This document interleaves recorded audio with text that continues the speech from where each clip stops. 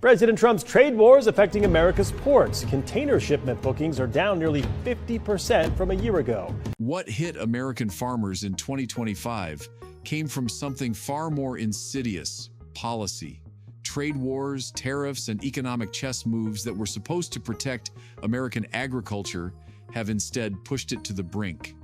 And now, as of June 2025, the system that once fed the world is buckling under the weight of its own collapse.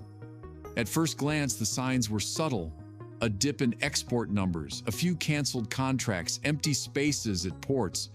But now, the full picture is unavoidable. America's agricultural export engine is breaking down, and fast. 1. A system in freefall containers shipments through American ports are down nearly 50% compared to last year. This isn't a storm or a market dip. This is structural decay. Farmers across the country, from Kansas to Iowa to Georgia, are watching their lifelines evaporate. The media calls it a slowdown. The government labels it a disruption. But for those in the fields, it's nothing short of collapse. And at the center of this collapse is sorghum. In 2024, China purchased over 1.4 million metric tons of U.S. sorghum in just 2 months. This year, a jaw-dropping 94% drop, only 78,000 tons moved. That's not a blip, that's an entire market wiped out. Why? Tariffs, retaliation, a buyer that walked away. 2. Sorghum was just the start. For years, China accounted for nearly 90% of U.S. sorghum exports. But after tit-for-tat trade escalations and a growing global preference for stable, low-cost suppliers, China shifted its business to Brazil. The result? Entire farms lost their purpose overnight, and sorghum isn't alone. Soybean sales are down by nearly 20%.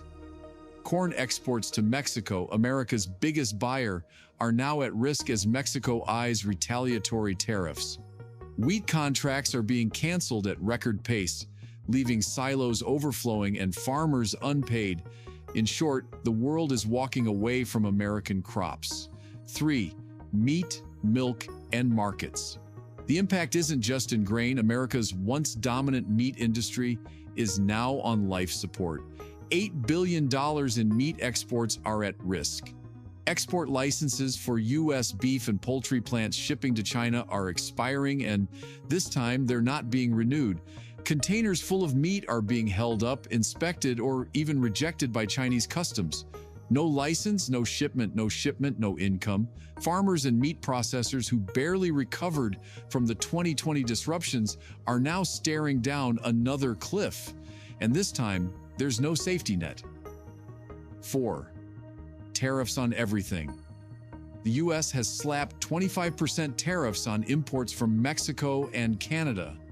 In response, China retaliated with tariffs on over $21 billion worth of American agricultural goods. Beef, pork, wheat, cotton, you name it. This isn't selective, it's full-spectrum economic retaliation. And America's farmers are caught in the middle. Meanwhile, the tools farmers need to grow, also tariffed.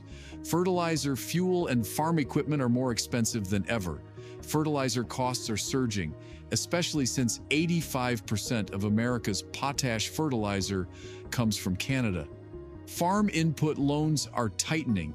Crop prices are falling. Farmers are paying more to grow and getting less to sell. The math is brutal. 5. A global shift in supply chains. While American exports falter, other countries are stepping up to take our place. Brazil is leading in soybeans.